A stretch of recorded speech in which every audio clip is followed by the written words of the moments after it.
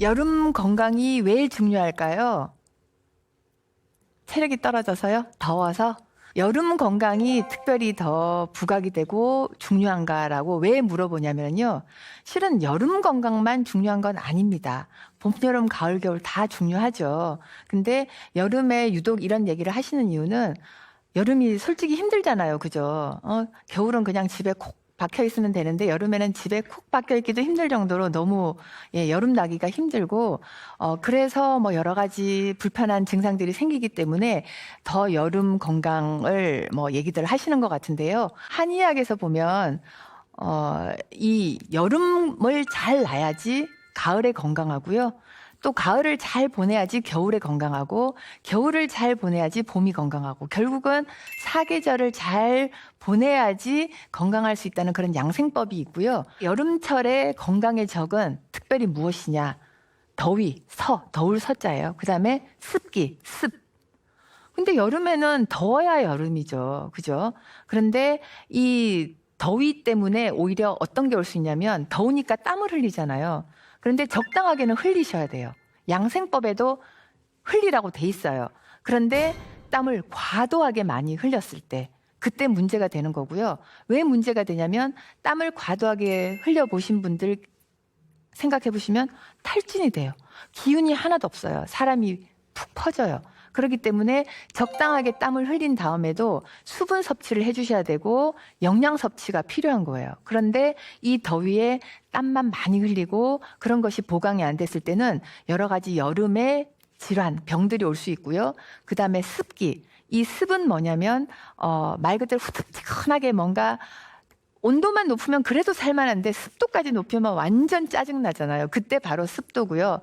이 습이 많으면 뭐가 문제가 되냐면 특히 만성병이 있으신 분은 고혈압, 당뇨, 그리고 어르신들 관절 안 좋으신 분들 이 습이 있으면 더 힘들어져요. 그리고 소화 관련된 질환도 이 습이 많을 때 더 힘들어지고 중하게 되거든요. 그래서 여름철에 건강에 적은 한의학적으로 보면 더위, 더운 거, 너무 더운 거, 그다음에 습 으로 볼 수가 있습니다. 그래서 우리 선조들이 예전에 어떻게 했냐면 더위를 피하는 게 아니라 이열치열 이 열을 열로 치료를 한 거예요. 예를 들면 복날 삼계탕을 먹죠. 더워 죽겠는데 그 뜨끈뜨끈한 삼계탕을 먹어요. 왜냐하면 이 닭은요 성질이 따뜻해요. 돼지는 반대로 성질이 찹니다. 돼지를 아무리 펄펄펄펄 끓여갖고 뜨끈뜨끈한 걸 먹는다 하더라도 얘는 차가운 성질이 있고요. 닭은 원래 따뜻한 성질이 있기 때문에 이걸 완전 차갑게 얼음물 넣어서 냉으로 해 먹어도 성질은 따뜻해요.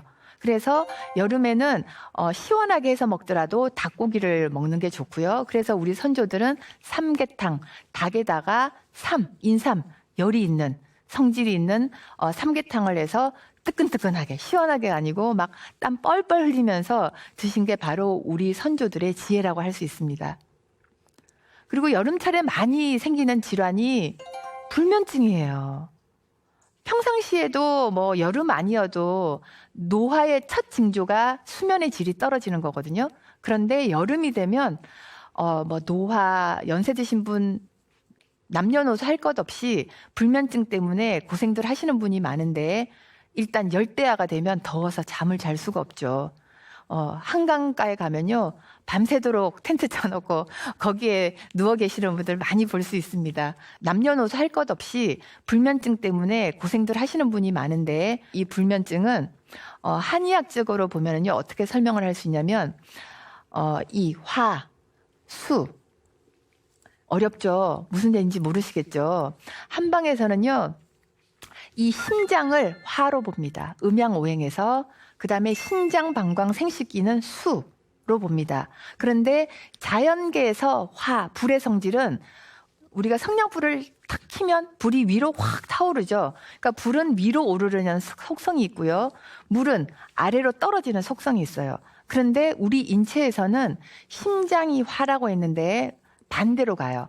이 심장의 화가 아래로 내려가서 아래 신장, 방광, 생식기를 따뜻하게 해줘요. 그리고 신장, 방광, 생식기는 수의 배속이 되는데 이 물이 올라가서 불을 꺼줘요. 그래서 한방에서는 오장육부 서큘레이션이 이렇게 잘 되는 것이 건강한 인체고 그렇게 되는 게 바람직하다고 보는데요. 사람이 몸이 안 좋아지면 젊은 사람도 화는 화대로 위로 오르고요. 물은 물대로 아래로 처지고 나이가 먹으면 자연적으로 조금은 그렇게 되는 경향이 있습니다. 그래서 화가 위로 올라가면 어떻게 되냐면 당장 얼굴이 시뻘개져요. 그 다음에 화병, 옆에 화병 막 이러는 분 떠올려 보시면 아실 거예요. 화는 위로 증상이 나타나는데 가슴이 답답하고 얼굴이 빨개지고 그리고 눈이 침침하고 뻑뻑하고 충혈이 되고요. 이 머리는 차가워야 되거든요. 그런데 열이 올라오니까 뒷골도 땡기고 머리도 아프고 조금만 신경 쓰면 막 지끈지끈. 이게 화가 위로 올라와서 나타나는 증상이에요. 그리고 반대로 여기는 따뜻한 게 좋은 건데 아래가 차가워지면 여성들 질환 많이 생기죠. 생리불순, 생리통, 냉, 난임, 불임. 그리고 남자들도 정력도 떨어지고 어르신들은 무릎 시리다, 허리 시리다 이런 얘기 하시죠. 그러니까 아래는 따뜻해야 되는데 차가워져서 몸이 안 좋아져서 나타나는 증상이라고 볼 수 있고요.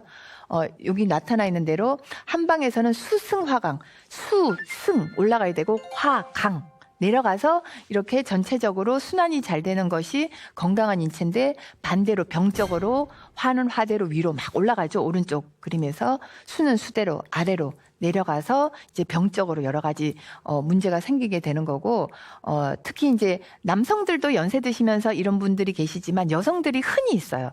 그래서 여성들의 상열 하한 증상으로 월경이나 임신 이런 거랑도 관계가 되고 갱년기를 지나면서 이런 증상이 더 심해지면서 열감도 느끼고 우울한 증상도 나타날 수 있고 불면증 특히 나타날 수 있습니다. 그래서 불면증이 있는 사람은 일단은 위에 열을 식혀줘야 되고요. 실제로 우리가 잠을 잘 때는 온도가 평상시 생활하는 온도보다 조금 낮은 게 더 숙면을 취할 수가 있거든요. 하물며 몸에서 열이 나면 잠을 못 자는 거예요. 막 답답해서 자다가도 벌떡 일어나는 거죠. 그래서 우리 몸은 머리는 차가워야 되고요. 아래는 따뜻한 것이 건강에도 좋고 몸도 편할 수 있습니다. 밤에 우리가 잠을 푹 자야지 몸의 피로도 회복이 되고 우리 몸이 다 정상적으로 돌아가는데 잠을 못 자면 굉장히 그 다음날 생활도 힘들어지거든요. 잠자는 시간을 확보하는 게 중요하고요. 생활 습관이 규칙적이지 못하면 수면의 질도 떨어지고 양도 떨어져요. 그래서 낮 시간에는 햇빛을 충분히 보고 그래야지 밤에 잠자는 데 필요한 멜라토닌이나 이런 호르몬도 더 잘 나와요. 그래서 낮에는 햇빛을 꼭 보셔야 됩니다. 잠을 못 주무실수록.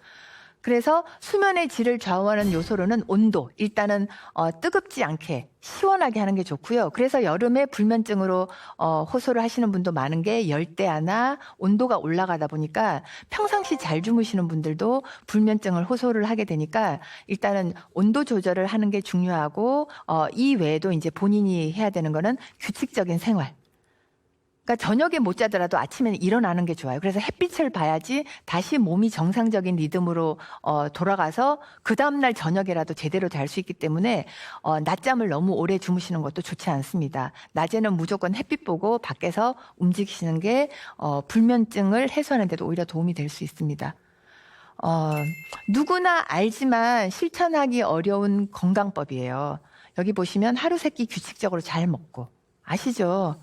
그리고 질 좋은 수면을 하고, 그리고 빠짐없이 꾸준히 운동. 잘 아는데, 이 중에서 제일 힘든 게 뭐냐면, 세 번째죠.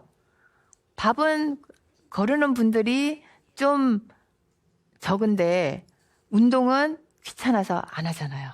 작심삼일 되시는 분도 많고요. 그래서 운동을 하시게 되면, 좀 더 수면에도 도움이 될 수 있고요. 그리고 하루 세 끼, 물론, 비만 때문에 걱정을 해서 하루 한 끼, 두 끼만 드시는 분도 계시겠지만, 하루 세 끼 플러스 운동을 꼭 하셔야 됩니다. 그래야지, 나이가 들어서도 성인병도 안 오고요. 덜 아프고 건강하게 사실 수가 있거든요. 그래서 이 세 가지 꼭 다 알지만 지키기 어려운 건강법이어서 제가 다시 한 번 더 말씀드렸고요. 여름철 보약은 땀으로 다 빠져나간다. 그렇게 생각하시는 분 많죠? 여름에는 땀을 흘리니까 우리가 보약을 먹어도 다 땀으로 나갈 것 같은데 우리가 여름에는 땀을 너무 많이 흘리기 때문에 여름에 먹는 보약이 따로 있어요. 그 보약은 살찌는 보약이 아니라 우리가 땀을 너무 많이 흘리면서 기운이 빠지고 땀을 흘리다 보면은 겉에는 더워도 속은 더 차가워져 있기 때문에 이 속도 따뜻하게 하고 이 더위를 물리치는 데 도움이 되는 여름철 보약은 따로 있으니까요. 혹시라도 몸이 힘들어 죽겠는데 여름철에 보약 먹으면 땀으로 빠져나가니까 버텨보고 가을에 먹자 하시는 분들 계시면 바로 드시라고 고생하시지 말고 여름에 좋은 보약은 따로 있으니까 바로 드시라고 말씀드리고 싶어서 이 제목을 한번 넣어봤습니다. 3강은 여기까지입니다. 감사합니다. 건강을 위해서는 내 몸과 소통하는 것이 중요하다는 점을 일깨워 주신 우리 정지행 박사께 감사드리면서 힘찬 외침과 함께 강연을 모두 마무리하겠습니다. 생각의 탄생 20분 고맙습니다.